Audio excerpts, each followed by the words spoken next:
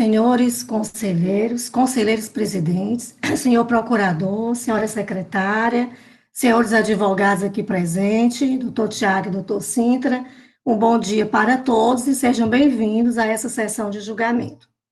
Eu registro inicialmente que eu, Francisca Marta de Souza, investida na função de presidente do Conselho de Recursos Tributários deste órgão de julgamento, CONAT, conduzirei na forma regimental esta sessão de julgamento por videoconferência.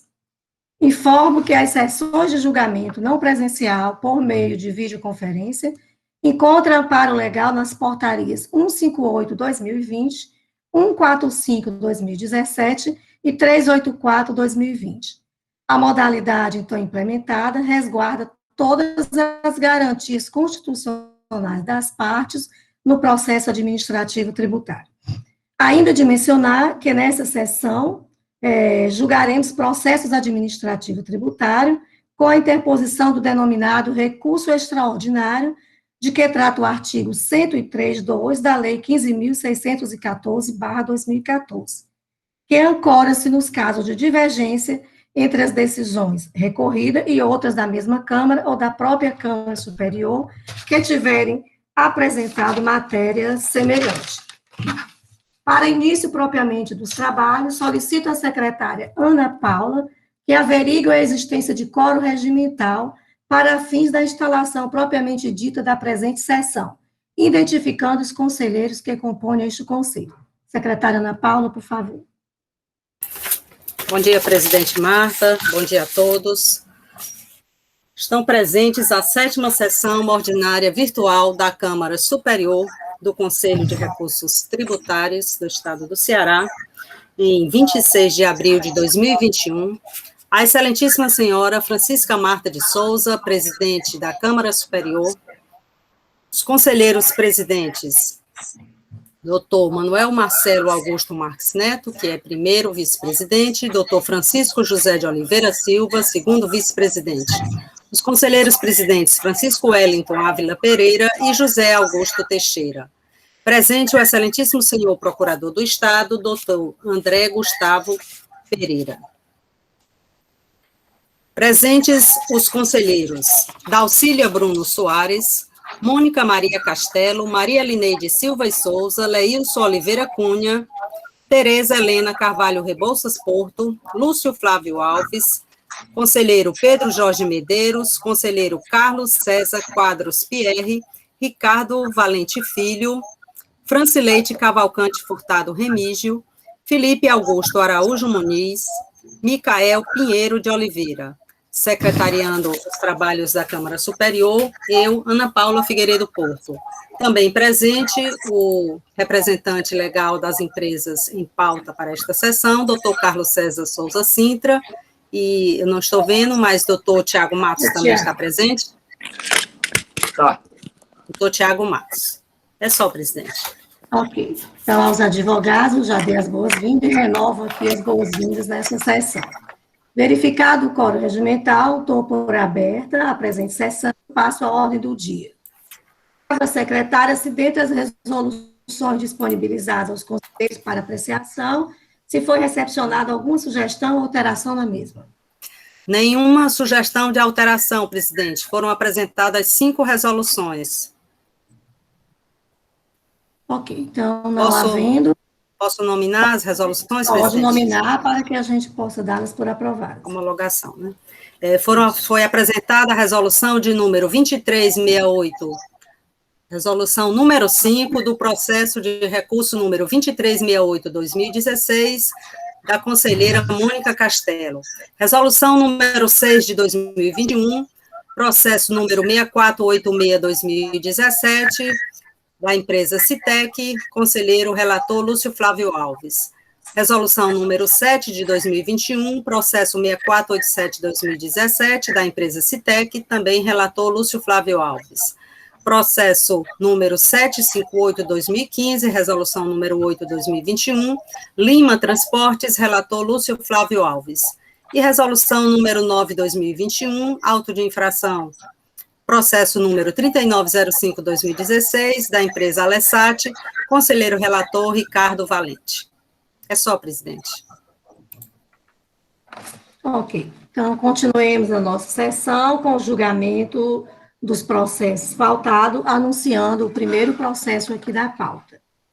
Processo de recurso extraordinário 360/2017, auto de infração 2016-24377. Recorrente Metalúrgica Hispano Limitada, recorrido Estado do Ceará. O julgado da decisão recorrida da terceira Câmara, que pugnou pela parcial procedência, corporificada na resolução 83/2019. A resolução paradigma, que pugnou pela improcedência, resolução de número 403/2006 da primeira Câmara. Já anunciei presentes o doutor Carlos César, doutor Tiago, o nosso procurador do Estado, doutor André Carreiro, e a relatora do processo é a doutora Maria Lineide Silva e Souza, a quem já passo a palavra para o seu relato. Obrigada, senhora presidente. Bom dia, senhora presidente, senhores presidentes de Câmara, caros conselheiros, Ana Paula, doutor Carlos César Souza Sintra, doutor Tiago e o doutor André. Bom dia a todos. O processo, ele tem como objeto a acusação de ausência de registro de selo nas notas fiscais de entrada, apurado mediante o cruzamento dos registros fiscais do autuado e dos contribuintes que com ele transacionaram no exercício de 2011. O agente do fisco aponta como dispositivos infringidos os artigos 153, 155, 157, 159, e indica a penalidade prevista no artigo 123.3m da Lei 2.670/96. O autuado apresenta defesa tempestiva, argumentando inicialmente a decadência, com fundamento no artigo 150, parágrafo 4º do CTN, e a improcedência da acusação fiscal, pois a autuação baseou-se exclusivamente nos sistemas corporativos da Cefaz, e a inadequação da penalidade, e na época solicitou a aplicação do artigo 123, 8D da Lei 12.670/96. O julgador monocrático decidiu pela parcial procedência da acusação em razão da redução da penalidade com a aplicação do artigo 123.3m da Lei 12.670/96, combinado com o parágrafo 12, que foi acrescido pela Lei 16.258/2017. O contribuinte interpôs recurso ordinário, ratificando o pedido de decadência, nos termos do 150, parágrafo 4º, e requerendo a improcedência da acusação fiscal, considerando que a finalidade da selagem das notas fiscais destina-se à comprovação da realização das operações e prestações realizada pelo contribuinte, e que a documentação acostada aos autos demonstra a ocorrência das operações. A célula de assessoria processual tributária, à época, emitiu o parecer de número 59/2019, sugerindo o conhecimento do recurso ordinário, negar-lhe provimento e confirmar a decisão monocrática sobre os mesmos fundamentos. O processo foi submetido a julgamento na 29ª sessão ordinária da terceira Câmara de Julgamento, no dia 23/5/2019. A decisão encontra-se consubstanciada na resolução 176, número 2019, que decidiu por afastar por unanimidade de votos a decadência e, no mérito, manter a decisão de primeira instância, nos termos do parecer da assessoria processual tributária e contrário à manifestação da Procuradoria-Geral do Estado, que não concordou com a aplicação da atenuante prevista no parágrafo 12 do artigo 123 da Lei 2.670, e por entender que as operações não estavam devidamente demonstradas na FD e nos livros contábeis do contribuinte. Cientificado da decisão de segunda instância, o autuado interpõe recurso extraordinário, argumentando divergência com duas resoluções e apresenta duas resoluções, a de número 403, 2006 e a 359, 2005 da segunda Câmara. Foi acatada somente a resolução 403, número 2016. Eu vou fazer uma pequena leitura da parte dessa decisão. Só um instante. A Egrégia Câmara de Julgamento, aqui quando está apreciando a resolução recorrida. A Egrégia Câmara de Julgamento, quando da apreciação da contenda em segunda instância, refuta em caráter preliminar a alegação de decadência e manifesta-se pela parcial procedência da ação fiscal em face da aplicação da atenuante prevista no parágrafo 12 do artigo 123 da Lei 12.670. Aí traz uma pequena parte do voto do relator, que eu aqui faço a leitura.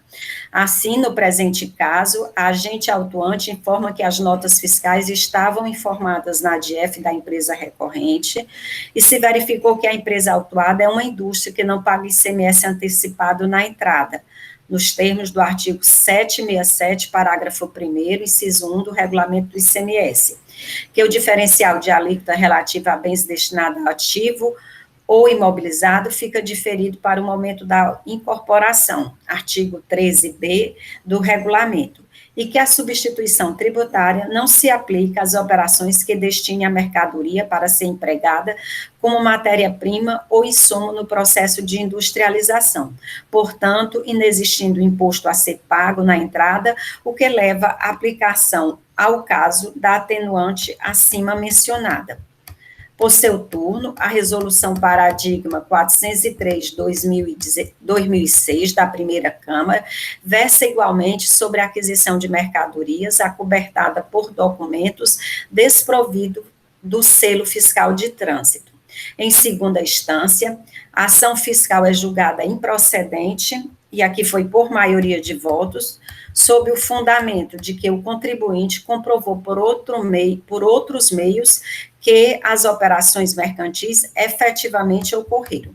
Convém citar parte do voto do conselheiro relator. Aí aqui é o voto do conselheiro relator. O selo fiscal de trânsito, como pode ser concluído acima, tem por objetivo maior comprovar que a operação descrita no documento fiscal realmente ocorrera. Entretanto, não se trata de forma única de prova. Várias outras modalidades de prova podem ser utilizadas, como no presente caso, em que o instrumento de prova foram todos os pagamentos e registro nos livros competentes. Vejo que não resta dúvida que a operação mercantil verdadeiramente ocorrera. Logo, não se pode falar em selo fiscal de trânsito como fator determinante para se proceder o lançamento tributário, visto que sua ausência fora suprida. Assim, verificada através de farta documentação colacionada aos autos pelo contribuinte autuado, a efetiva realização das operações interestaduais consignada nas notas fiscais sem selo de trânsito, bem como comulgando com o entendimento da recorrente de que, analogicamente ao que acontece com as operações interestaduais de saída de mercadoria, cujos documentos não receberam o selo fiscal de trânsito, o sujeito passivo deverá se sujeitar tão somente à comprovação da ocorrência das operações, de maneira a não ocasionar nenhuma lesão ao fisco estadual quanto ao recolhimento do imposto devido. Entendo que não deve prosperar a acusação. E aqui finaliza a parte do voto do conselheiro relator da resolução paradigma. Vai a análise. Do cotejo entre a decisão paradigma retro e o acordo recorrido, depreende-se que há dissenso de interpretação entre seus julgados. Isso porque, no acordo paradigma, a Câmara de Julgamento sedimentou o entendimento de que, como o contribuinte logrou êxito em comprovar a efetivação das operações, no caso, mediante pagamento e registros nos livros competentes, é despicienda a existência de aposição do selo fiscal de trânsito. Já no acórdão recorrido, para efeito de aplicar atenuante previsto no artigo 123, parágrafo 12, da Lei 12.670/93, 12.670/96, Frisa o colegiado que as notas fiscais estavam informadas na escrituração fiscal digital EFD do autuado e que não havia imposto a ser pago na entrada. Nesse contexto, Misté se faz encaminhar o processo administrativo tributário em pauta à Câmara Superior desta Corte, para análise da questão controversa, que consiste em definir se o registro dos documentos fiscais na FD do autuado faz prova da ocorrência das operações e, por consequentário, tem condão de afastar a obrigação de selagem. Né? A outra resolução, como havia dito, não foi acatada, então eu finalizo o meu relato, senhora presidente. Obrigada. Então, feito o relato do processo, passo a palavra ao ilustríssimo senhor procurador do Estado, doutor André Carreiro. Obrigado, presidente, senhores conselheiros, senhores secretários, os advogados presentes, doutor Carlos, doutor Tiago, bom dia a todos. Presidente, inicialmente eu vou pedir desculpa por estar com a câmera desligada, porque a conexão está falhando aqui um pouco. E também queria indagar, eu acredito que essa seja a primeira Câmara Superior, sessão superior que eu realizo depois da alteração do regimento. E indaga a Vossa Excelência se, mesmo nos casos de extraordinário, as contrarrazões, elas são apresentadas antes das razões do contribuinte? Isso, doutor André, nós estamos mantendo a mesma sistemática na forma do regimento. Tudo bem, então. Então vamos apresentar as contrarrazões posteriormente. O doutor Carlos sempre apresenta as razões exais. Como foi muito bem relatado pela conselheira Lineide, relatora do processo, o caso trata-se de um extraordinário do contribuinte contra a decisão da terceira Câmara de julgamento, qual resultou na ação 83 de 2019, que foi parcial procedente de autuação, tendo em vista o enquadramento da penalidade para a aplicação da atenuante do parágrafo 12 da Lei 12.670. E o recurso extraordinário do contribuinte pegou divergência de interpretação contra as resoluções 403 de 2016, da primeiro julgamento, em relação a qual foi admitido o recurso, uma vez que a paradigma, ela trata da falta de aposição do selo fiscal de trânsito, mas na conclusão da ementa se entendeu que não teria restado a infração, uma vez que as operações textuais. E é isso que vai ser analisado pelo colegiado. A intenção da Procuradoria, coisas vênidas, fazer prevalecer a interpretação da resolução paradigma número 403 de 2016, pelo simples motivo que, no caso, trata do lançamento da multa por descumprimento da obrigação acessória. E os senhores sabem que a obrigação acessória é a obrigação tributária principal. Né? São obrigações de natureza distinta, a obrigação acessória são deveres distintos. Não se aplica no âmbito do direito tributário máximo que vejo no direito privado de que o acessório são obrigações de natureza distinta. Né? Ou ainda que o contribuinte não sujeito ao imposto, ele está submetido à observância da legislação que toca aos deveres instrumentais, obrigação acessória, de modo que restou bem caracterizada a falta de registro dessas operações no CITRAN. Então, por esse fato, tem a Procuradoria que ainda que ele venha a ter comprovado por todos os documentos que essas operações de fato ocorreram, aqui não uma simulação, uma fraude do contribuinte, e a mero descumprimento dessa obrigação. Ainda que, de acordo com o artigo 100 do CTN, reproduzido na legislação tributária estadual, a responsabilidade por infrações ela independe da intenção do agente ou das consequências do seu ato. Então, buscando ser bem objetivo e para que não nos delonguemos mais, a Procuradoria entende que não há como ser provido o recurso, deve prevalecer a interpretação da legislação tributária que foi aplicada na resolução recorrida, a qual está condizente com as normas do CTN, com a natureza da obrigação acessória e com a responsabilidade do contribuinte pelas infrações à legislação tributária. Então, senhoras e senhores conselheiros, a Procuradoria ela pede que seja negado provimento ao recurso, confirmando a resolução da terceira Câmara de Julgamento. Obrigado. Ok, ouvimos aqui o procurador do Estado. Em seguida, passa a palavra ao representante da parte, o doutor Carlos César Souza Sintra e o doutor Tiago Pierre. Excelentíssima senhora presidente, nobres vice-presidentes presentes, digno procurador, doutor André, nobre conselheira relatora, ilustres conselheiros que integram o Conselho Pleno, senhora secretária, porque eu tenho muita estima, Tiago Mas, que aqui está. Todos estão me ouvindo bem, vendo bem, porque... tá ótimo. Muito bem.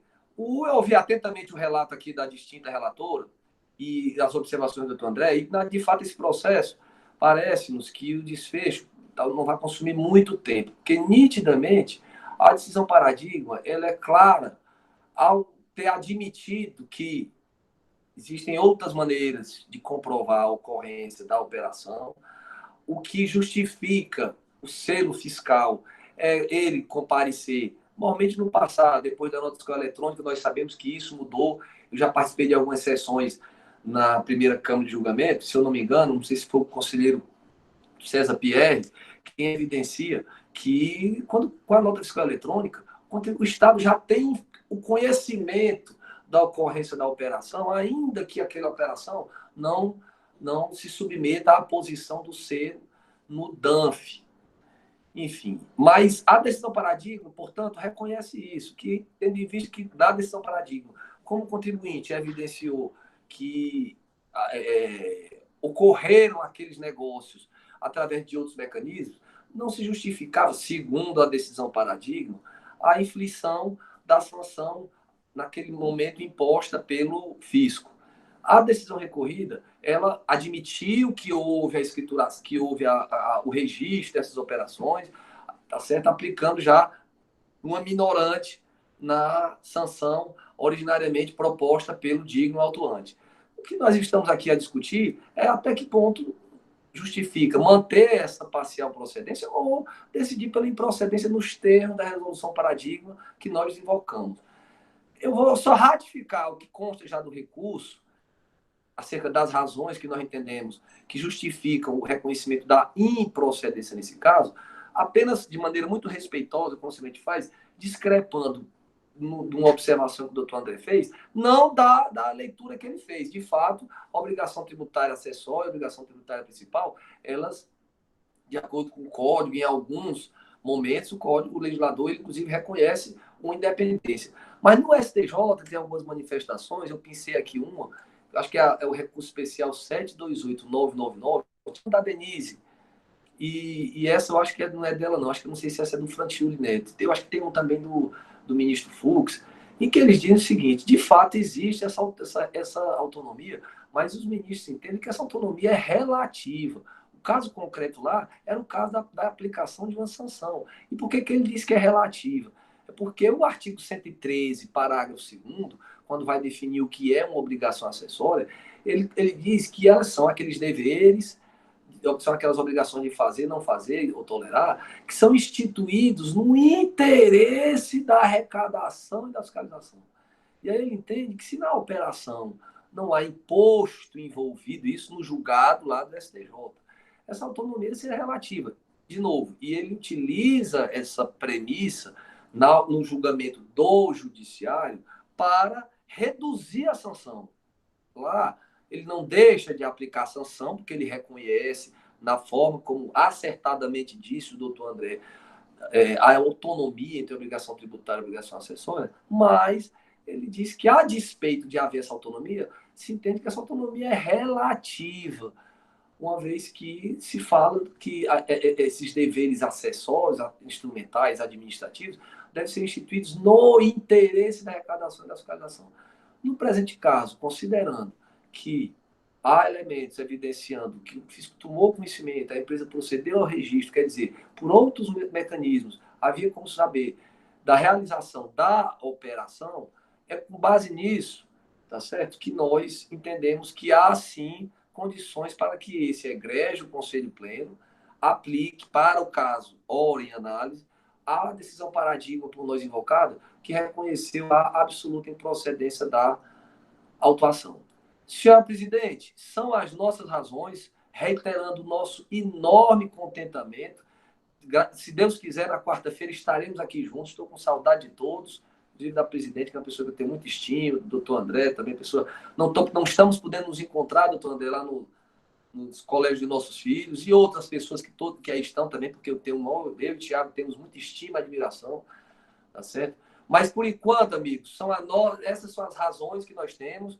Vamos aguardar a manifestação do egrégio Conselho Pleno. Se por ocasião dos debates, senhora presidente, houver alguma questão pontual que nós entendamos que um esclarecimento possa auxiliar os distintos conselheiros, nós vamos pedir a oportunidade para, assim, prestar esse tipo de esclarecimento, tá certo? Sempre autorizado por Vossa Excelência. São as nossas razões. Vamos aguardar a manifestação desse egrégio Conselho Pleno. Muito obrigado. Eu vou desligar o áudio aqui para acompanhar as discussões e a decisão. Obrigado. Ok, obrigada, doutor Carlos Sintra, pelas gentis palavras para este conselho. E passamos agora à manifestação dos nossos conselheiros. Por favor, podem dizer assim, que às vezes eu não vejo a mãozinha aqui, podem falar inicialmente. Quem deseja iniciar?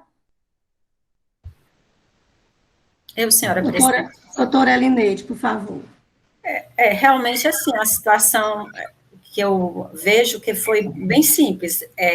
Num determinado momento, a primeira Câmara entendeu, e aí eu ressalvo que foi também por maioria de votos, entendeu que o simples fato da empresa chegar e comprovar, ela até na resolução alude à questão das operações de entrada, de saída, das operações de saída, isso afastava a aplicação da obrigação acessória.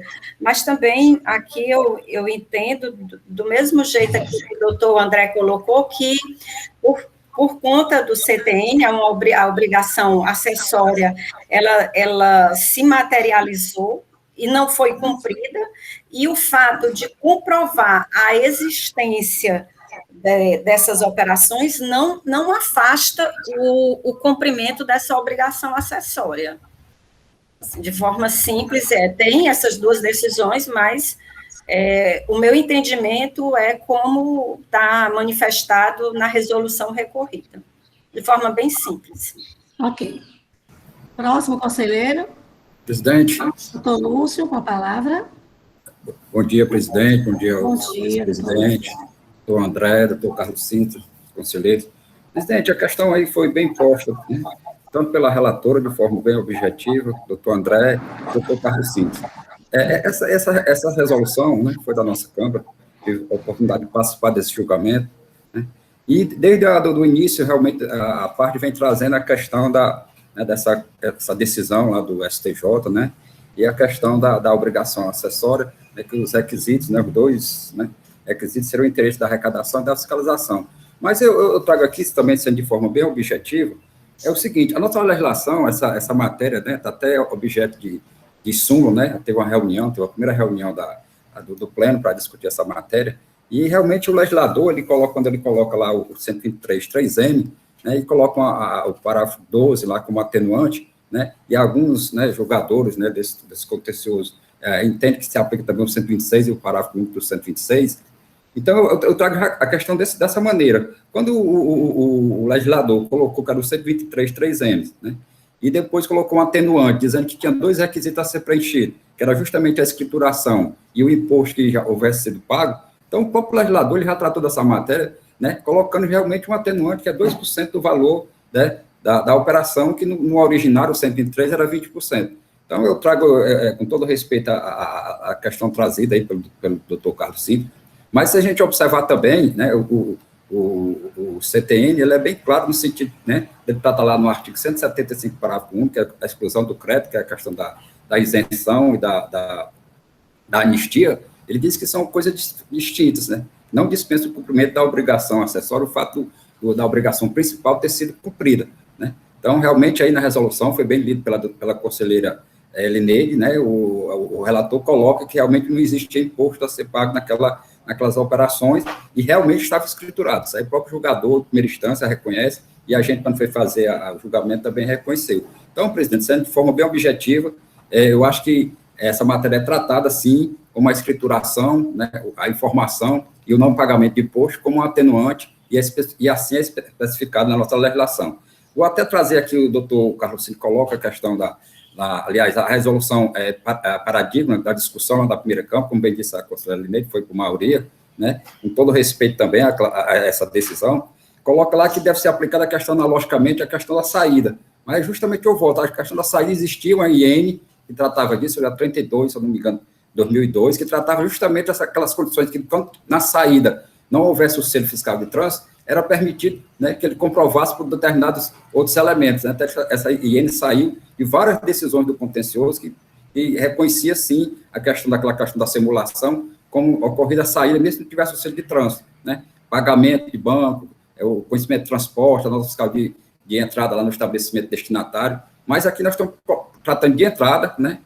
E nota fiscal de entrada, que tem todo um cuidado, sim, tanto pelo imposto como pela fiscalização, não só a questão da obrigação principal, mas a obrigação acessória também. Então, com todo respeito, eu defendo, eu entendo, sim, pela aplicação da recorrida, senhora presidente.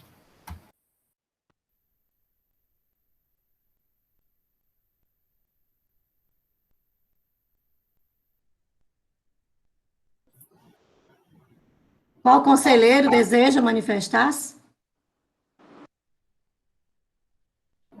Doutor Ricardo pediu aqui. Doutor Ricardo, por favor. Presidente, eu entendo da mesma forma, e até pedi a palavra, mas o doutor Lúcio pediu antes, e eu subscrevo tudo que o doutor Lúcio disse. Realmente eu também entendo, presidente, pela recorrida. Ok. Doutora Dalcília, consegui ver a mãozinha aqui, Dalcília, que eu quase nunca vejo, dessa vez eu vi. Doutora Dalcília, por favor. Inicialmente, bom dia a todos, é a primeira participação minha, espero que até o final, né, que as demais participações tiveram alguma interrupção na sessão. É um prazer estar aqui com todos e com saúde.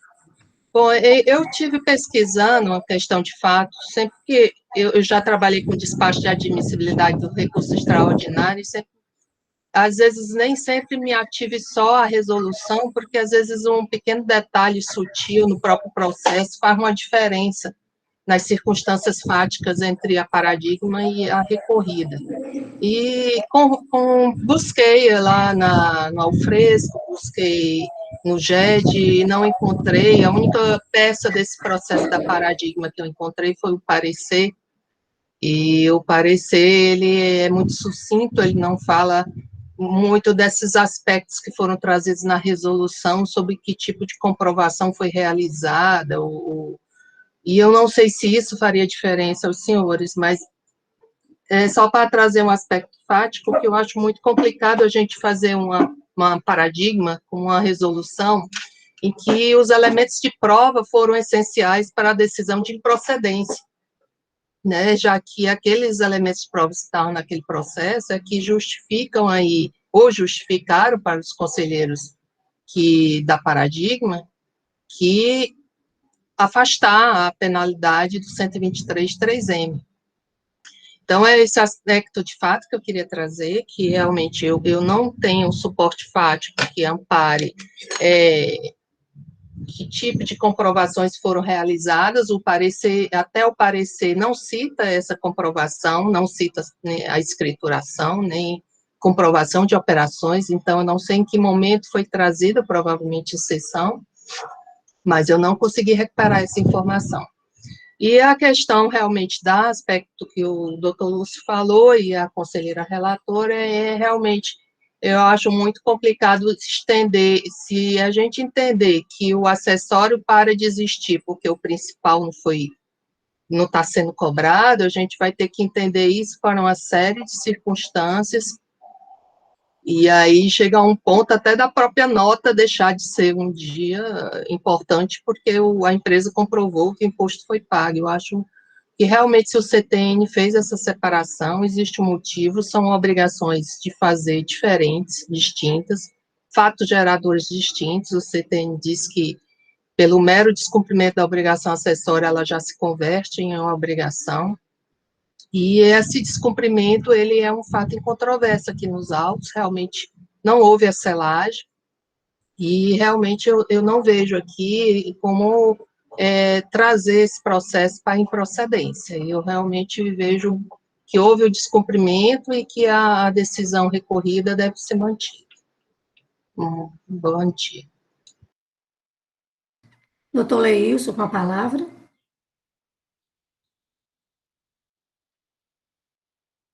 Presidente, eu não havia pedido a palavra, não. Eu vi uma mãozinha aí pertinho de você. Não, presidente, mas você passou a palavra, concordo com os que me antecederam aqui, doutor Lúcio, doutor Ricardo, doutora Dalcília. Na verdade, o interesse da fiscalização aí, que se referiu o doutor Carlos Cinta, é o interesse da fiscalização imediata, aquela do posto fiscal, em que tem que ser registrado para verificar se há cobrança de imposto antecipado, né, se de diferencial de alíquota, substituição, que seja, e não o interesse da fiscalização imediata, aquela que vem em segundo momento, em função dos documentos que estão lá nos arquivos da Secretaria da Fazenda, do laboratório. Mas, quando o CTN fala que as obrigações acessórias devam ser deveres em razão do interesse da fiscalização da arrecadação, me parece que o fato de não ter sido selada sim, mesmo estando escriturada, sim, um dever que foi violado, como foi dito aí pelo doutor Ricardo, pela doutora Dalcília, doutora Elineide, todos que me antecederam. Algum conselheiro ainda deseja manifestar-se? Bom, então, não havendo nenhuma manifestação, eu passo agora à votação. Ana Paula, por favor, solicitando só que você anote aí, ok? Conselheira relatora, doutora Elineide, como vota? Senhora presidente, considerando que o recurso extraordinário foi admitido na forma da lei, do regulamento, eu não acato a resolução recorrida, paradigma, no sentido de manter a decisão recorrida. Ok. Doutor Micael? Com a relatora. Doutor Ricardo? Doutor Ricardo? Presidente, o relator, presidente. Doutor Pedro Jorge? Pedro Jorge? Está falhando muito o som, é? Não, eu acho que ele caiu. Então, vamos. Doutor Felipe Muniz. Relatora, presidente. Pedro Jorge, não. Doutor Carlos Pierre também. Doutor Carlos? Com a relatora, senhor. Relatora. Doutor Felipe Muniz. Com a relatora, presidente. Ok. Doutora Francileide. Com a relatora. Doutora Dalcília. Com a relatora, senhora presidente. Doutor Lúcio Flávio. Com a relatora, presidente. Doutor Leilson. Com a relatora. Doutora Tereza. Com a relatora, senhora presidente. Doutora Mônica Castelo. Com a relatora, presidente. Pedro Jorge voltou, presidente. Doutor Pedro Jorge. Presidente, desculpe que eu caí aqui porque deu problema na internet. Sim, com a relatora, viu? Ok. Ana Paula, unanimidade, não é isso? Unânime, presidente. Então, a decisão, inicialmente, hoje destaca que o recurso interposto já foi admitido pela presidência, com a competência que foi conferida no artigo 5º, 2 da Lei 15.614/2014, vez que ali atendidos os requisitos do artigo 106 do mesmo diploma legal. E a Câmara Superior do Conselho de Recursos Tributários, deliberando sobre o recurso extraordinário em questão, resolve por unanimidade de voto negar o provimento para decidir pela manutenção da decisão recorrida, nos termos do voto da conselheira relatora e em conformidade com a manifestação aqui oral do representante da douta PGE. Presente, como já citado anteriormente, doutor Carlos Sintra e doutor Tiago. E eis a decisão para o presente processo. Ok? Passemos, então, aqui ao segundo processo, que eu gostaria só de anunciar que praticamente é a mesma matéria, né?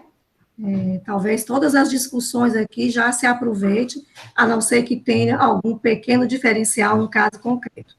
Então, anuncio o processo de recurso extraordinário 5671-2017, auto de infração 2017-14981, recorrente Albuquerque Amorim Comercial Limitada, recorrido Estado do Ceará.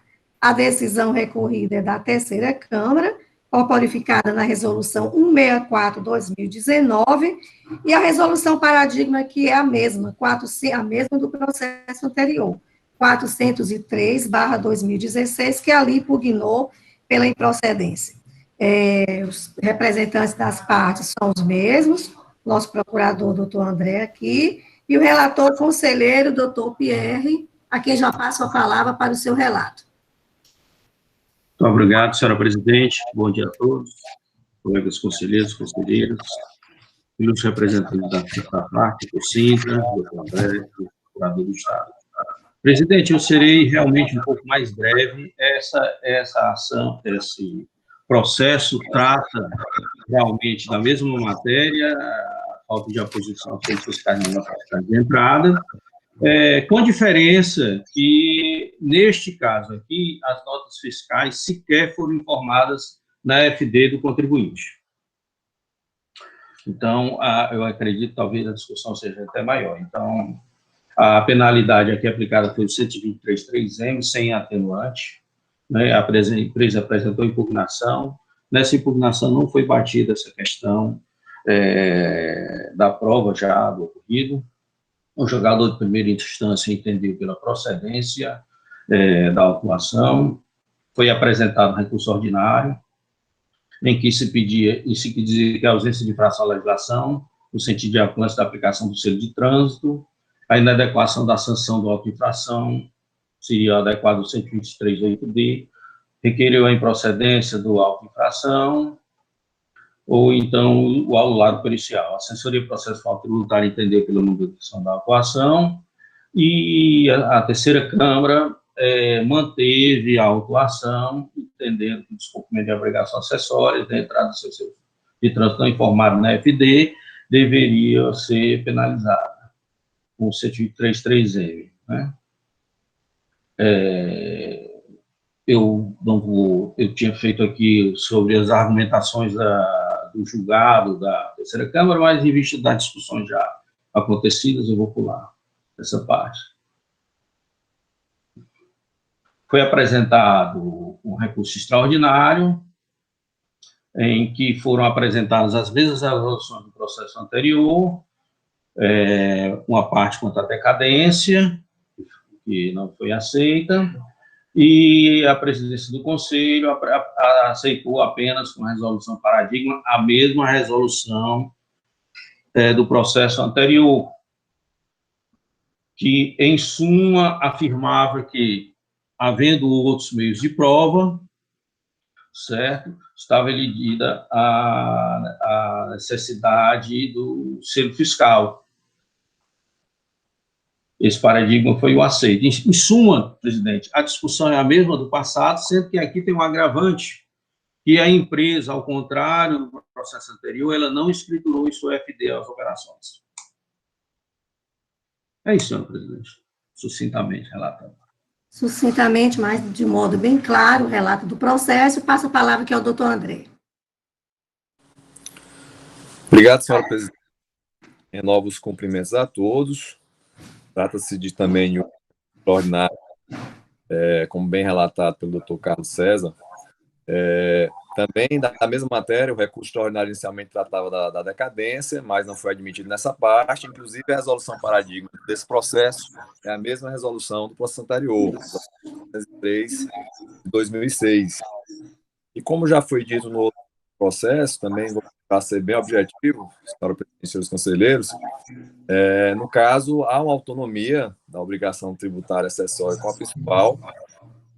O doutor Carlos Sintra, no processo anterior, então a decisão do STJ, que tratava da matéria, que reconheceria a autonomia das obrigações acessórias principais, mas na própria manifestação do advogado, ele reconhece que não houve, não se afastou a infração tributária na ocasião, o que teria apenas atenuado a aplicação, e no processo anterior foi justamente isso que ocorreu.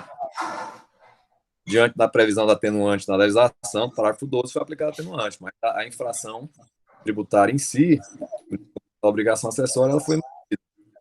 E agora, tendo a oportunidade de essa manifestação dele, né, aproveito para, nesse processo, fazer referência que esse entendimento da STJ é uma questão que já foi apreciada pelo próprio Supremo Tribunal Federal, especificamente no recurso extraordinário 250.844 de São Paulo, processo em que, quando iniciou o julgamento, era da relatoria do ministro Marco Aurélio, ele seguiu, a princípio, e proferiu seu voto nesse sentido, de que, seguindo a regra do direito privado, né, que o acesso seria o principal. Houve um pedido de vista na ocasião do ministro Luiz Fux, e com as suas explanações, inclusive o próprio relator voltou ao seu voto inicial, e, ao final, esse recurso extraordinário ele foi julgado no sentido de reconhecer realmente essa acessoriedade. Eu acho que é um julgamento bem didático. Eu vou pedir licença, eu sei que a matéria é a mesma, objetiva, mas eu vou ler só um texto do acordo para que essa questão fique muito clara para os senhores. E diz aí o ministro no seu voto, né? De início, entende reconhecer que, sob o ângulo lógico-conceitual, a ideia de acessoriedade implica vínculo de dependência. Com efeito, o adjetivo acessório, segundo o registro dicionário, qualifica aquilo que não é fundamental, secundário, que se junta ao objeto principal ou é dependente dele. Todo elemento acessório carece, pois, de existência autônoma. Impossível cogitar-se de acessório sem reportar-se ao seu pressuposto lógico, o principal. A clivagem principal-acessório é historicamente empregada nos domínios do direito privado para extremar as obrigações que bastam em si daquelas que dependem de outra específica para perdurar no universo jurídico. Emblemática nesse sentido é a fiança, que se diz acessória do crédito garantido. Satisfeita a dívida pelo devedor principal, extingue-se de pleno direito à obrigação do fiador. No direito privado, para cada obrigação acessória corresponde certa e determinada obrigação principal. No direito tributário, os rótulos principal ou acessório ganharam positividade expressa no artigo 113 do Código Tributário Nacional, cuja redação estabelece que a obrigação tributária é principal ou acessória. Em seguida, definem-se os respectivos conteúdos. A obrigação tributária principal tem por objeto o pagamento de tributo ou penalidade pecuniária, extingue-se juntamente com o crédito dela decorrente. E a acessória tem por objeto as prestações positivas ou negativas previstas no interesse da arrecadação ou da fiscalização dos tributos. A designação utilizada pelo legislador poderia sugerir que a acessoriedade existente no direito tributário seria idêntica àquela existente no direito privado. Isso, porém, não ocorre. E é aqui que inicia minha divergência para com o entendimento esposado pelo ilustre ministro Marco Aurélio. No campo fiscal, o liame de dependência opera de modo distinto e peculiar. Não se dá entre certa obrigação principal e determinada obrigação acessória, ambas devidas especificamente por uma mesma pessoa quanto a um mesmo tributo. A dependência aqui pode estar relacionada a tributos distintos, aspecto objetivo, devidos pela mesma pessoa ou por pessoas diferentes, aspecto subjetivo. Em outras palavras, a imposição de certa obrigação acessória pode justificar-se pela necessidade de aperfeiçoar a fiscalização do recolhimento de outros tributos, devidos até mesmo por outras pessoas.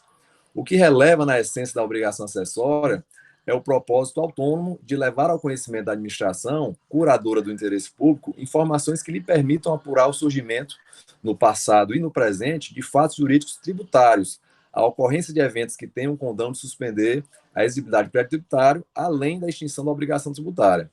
E aí transcreve doutrina de Hugo de Brito Machado, Luciano Amaro, para concluir nos seguintes termos. Esta arte, no direito tributário, a relação de acessoriedade entre a obrigação não se circunscreve aos limites objetivos e subjetivos típicos do direito privado. É dizer, certa hipótese da realidade empírica pode não sofrer a incidência de qualquer gravame fiscal, independentemente da causa jurídica da desoneração. E, não obstante isso, ensejar a observância de obrigações tributárias acessórias que se mostrem aplicáveis a operações idênticas sujeitas à incidência da norma tributária impositiva, desde que envolva manifestação de riqueza cujo desdobramento possa ser relevante para a apuração de outros tributos, devidos por quaisquer dos agentes envolvidos. Então, em suma, é muito didático esse julgamento do Supremo Tribunal Federal sobre a matéria. Recomendo a leitura do inteiro a todos. E com essas considerações, reiterando que já foi exposto no posto anterior, a Procuradoria ela opina para que se pede, na realidade, né? Aqui no caso, nós estamos contrarrazoando o recurso extraordinário do contribuinte, então a Procuradoria ela pede que seja negado provimento ao recurso, confirmando-se a decisão da terceira Câmara de Julgamento pela procedência do auto infração. Obrigado a todos. Ok, vamos aqui na forma regimental, ouvir o doutor Sintra. Excelentíssima senhora presidente, nobres vice-presidentes presentes, distinto procurador, nobre conselheiro relator, ilustres conselheiros presentes, senhora secretária, Tiago Matos. Presidente, tal como o distinto relator diz, o processo guarda similitude, sim, porque ambos têm que ver com falta de selo, e a decisão paradigma diz que há outros meios para se comprovar a operação. Como eu já falei, tendo em vista que a nota fiscal eletrônica já permite, per si, que o fisco tenha acesso ao teor da informação, ainda que não seja posto o selo, nós entendemos que para esse caso, com menos força do que no caso anterior, mas nós entendemos que, como na operação não havia imposto a recolher, tá certo? Há sim elementos para que o egrégio Conselho Pleno adote a decisão paradigma e reconheça a improcedência da presente acusação. Quanto à questão do aspecto acessório principal, tá certo? Eu reitero o que nós comentamos na sessão anterior, ouvi o que o doutor André disse, sempre ele traz elementos para que nós reflitamos acerca do assunto. Em todo caso, nós entendemos que, considerando aí o conhecimento do fisco da operação, o interesse da administração na arrecadação para esse caso, operação que não envolvia imposto, não é o mesmo para outras situações que envolvam obrigação acessória e cujo descumprimento repercute diretamente no eventual conhecimento da operação e em eventual imposto devido ao Estado. Então, senhor presidente, objetivamente, nós entendemos que é o caso, sim, de se aplicar a decisão paradigma, né, porque nós pugnamos pela declaração da improcedência da presente acusação. São as nossas razões, vamos aguardar a manifestação do egrégio Conselho Pleno, se nos debates de algo que nós possamos esclarecer, desde antecipadamente já nós fazemos esse tipo de requerimento. Muito obrigado, senhor presidente. Ok, momento agora disponível para os conselheiros que desejam manifestar-se. Algum conselheiro ainda deseja manifestar-se? Senhor presidente. Doutor Lúcio. Eu quero, mais uma vez, felicitar o doutor Carlos Sintra, eu sei que não precisa disso, mas eu acho que sempre ele diz, né, sexta-feira ele estava em sessão, que não contabiliza vitória nem derrota. Né? Isso aqui, o mais importante é ele trazer para a Câmara Superior, acho que a Câmara Superior tem essa característica de decidir questões, né, de direito, né, essencial. Eu vou trazer só um ponto aqui, que eu acho que merece só uma análise, já que nós estamos aqui, o doutor Leus colocou, assim, em passando, a questão da nota fiscal eletrônica, que foi colocada aí. Eu acho que a gente tem que ter em mente também, trazendo até o conceito trazido aí pela decisão do STJ, o negócio do interesse da obrigação acessória, arrecadação e fiscalização, eu acho que o selo de trânsito, na sua origem, a sua finalidade, né, na própria lei do selo tem lá o objetivo, é justamente controlar as operações de entrada de mercadoria. Então, existe uma parte da fiscalização, como foi dito do doutor Leus aí, que é aquela questão da mercadoria de trânsito do posto fiscal. Né? Essa mercadoria realmente condiz com o que está na nota. Então, essa parte aí, por isso que a obrigatoriedade do selo, é importante nessa vertente. Não é o fato da anotação eletrônica hoje que vai, né, não vai ter essa questão da fiscalização do posto fiscal, que é a essência do trânsito de mercadoria, né? Por isso que na entrada hoje ainda é obrigatória a questão do selo, apesar de não ser na saída, mas justamente porque o fato gerador justamente se dá nessa operação. Então, eu quero só ressaltar, mais uma vez, o doutor Cinto, acho que a matéria é uma matéria que tanto foi trazida aí, a questão do STJ, ter essa discussão, mas só faz engrandecer o contencioso com trazer mais elementos para nossas decisões futuras nas câmaras de origem, no julgamento de primeira instância. Algum conselheiro ainda deseja manifestar-se? Presidente. Não, doutor Carlos. Presidente, Pode falar, doutor Carlos Pierre. Pois não. O doutor Leís já tinha tocado no assunto do imediatismo da fiscalização. Eu entendo que a obrigação do selo, a parada no posto fiscal, a comprovação da operação, essa comprovação, ela vai além da simples escrituração. A operação, ela envolve mercadorias, quantidade, tudo isso, certo? Esse caso aqui foge até um pouco do anterior, porque esse caso sequer estava informado no FD. Mas eu entendo que a parada, ela tem que ser cancelada, ela tem que se dar, até porque tem que se verificar se a mercadoria transportada está de acordo com a nota fiscal. E essa fiscalização ela é imediata, como disse o doutor Leís. Então, nesse caso, e não obstante tem a questão da nota fiscal eletrônica e tudo mais, essa obrigação acessória da parada para selagem, nem que seja a selagem eletrônica, ela tem que se dar para que a fiscalização verifique a operação como um todo. Não só a nota fiscal está regular, mas também se os produtos transportados condizem com a nota. Isso é possível com a parada. É só isso, né, presidente? Algum outro conselheiro deseja manifestar-se? Presidente, Micael. Pois não, doutor Micael, pode falar. Um ponto bem, para prestigiar aqui a presença do doutor Sintra, professor Sintra, né, que eu aprendo muito, sempre quando vem aqui, na academia também.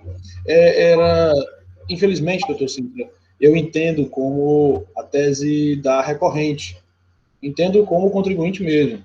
Aqui, o interesse da fiscalização, o interesse do selo, hoje com a nota fiscal eletrônica, há uma mitigação, né, a tecnologia vem aí para realmente deixar todas as operações, aquelas que antigamente só eram conhecidas pelo fisco quando o contribuinte levava nos livros de registro ICMS, né, hoje não será mais dessa forma, né, está tendo, e é uma constante tecnologia, no sentido de, realmente, como diz o professor Hugo II, é o Big Brother, né, do fisco. Então, hoje nenhuma operação sai com entrada ou sem saída, sem conhecimento dele. Não existe. Há algumas raríssimas exceções na nota fiscal avulsa, quando o sistema tiver com problemas, mas, enfim, de toda forma, eu entendo como contribuinte. Entretanto, aqui na função de julgador, no contencioso administrativo, eu não estou autorizado a afastar o comando normativo, né? Infelizmente. Né? O que o judiciário pode fazê-lo, né?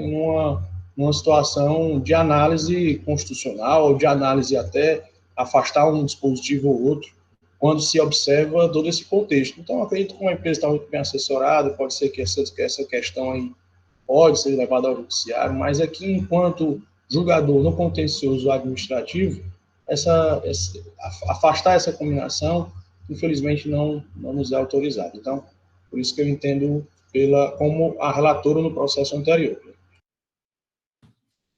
Alguma discussão ainda? Leilson?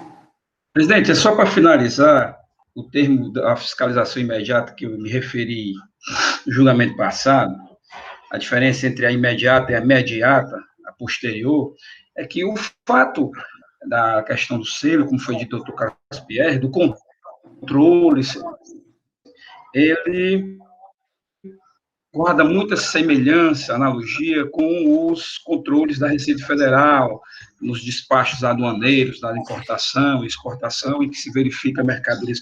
Porque você pode ter, e não é o caso aqui da empresa, mas você pode ter situações de simulações. Uma empresa tem uma matriz em um estado, tem uma filial em outra, aquela filial está precisando de determinada, começa a recolher valor expressivo, pede nota fiscal de crédito. faz uma nota fiscal eletrônica, manda para cá, essa nota fiscal não guarda relevância, compatibilidade, conexão com uma operação em si, e aí está na escrituração FD do contribuinte destinatário, o contribuinte se creditou daquela nota fiscal. Então, o fato em si da escrituração na FD, ela não é propriamente uma confirmação de que aquela operação ocorreu, tá? Ela, indiciariamente, sim, mas necessariamente não. Como eu acabei de dizer, você pode ter casos em que a operação não ocorreu e a nota fiscal está lá escriturada na FD. Daí os termos fiscalização imediata e fiscalização mediata, né? Posterior. A imediata é fundamental nos casos da aplicação do selo, porque a empresa deve apresentar fora o documento fiscal, mas deixar à disposição do fisco aquelas mercadorias que estão sendo transportadas para que elas possam ser objeto de fiscalização. Algum conselheiro ainda deseja manifestar-se? Não? Posso passar a votação, então? Então, indo à votação, eu indago o voto do conselheiro relator, doutor Carlos Pierre. Presidente, nego o provimento ao recurso extraordinário, mantendo a decisão recorrida. Ok. Doutor Felipe? Felipe Muniz? Acompanho o relator, presidente. Doutora Francileide? Com o relator. Doutora Dalcília? Com o relator. Doutor Lúcio? Com o relator, senhora presidente. Doutor Leilson? Relator, presidente. Doutora Tereza? Com o relator, presidente. Doutora Mônica? Mônica Castelo? Com o relator, presidente. Doutora Elineide? Com o relator, presidente. Doutor Micael? Com o relator. Micael? Relator, presidente. Doutor Ricardo Valente? Com o relator, presidente. Doutor Pedro Jorge? Com o relator.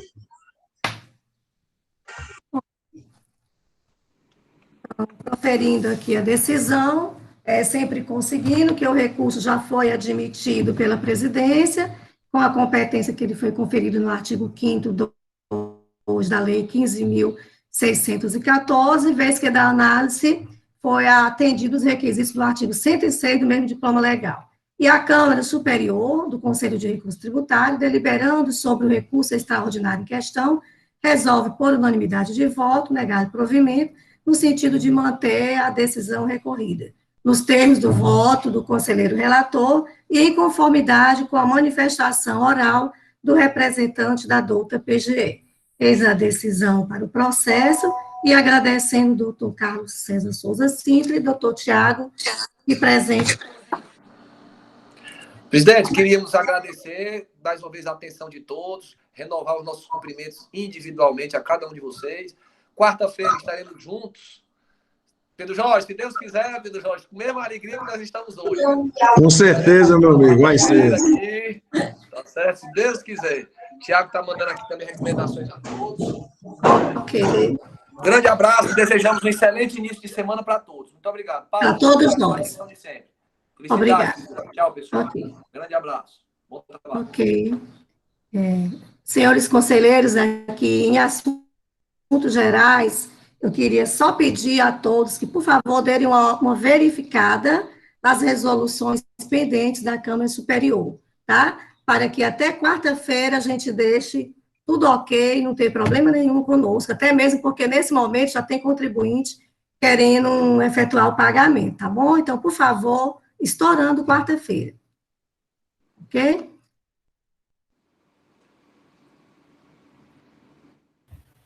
E algum assunto geral ainda? A próxima sessão que ocorrerá amanhã. Ok? Um bom dia para todos. Bom dia. Bom dia a todos. Bom dia. Bom dia.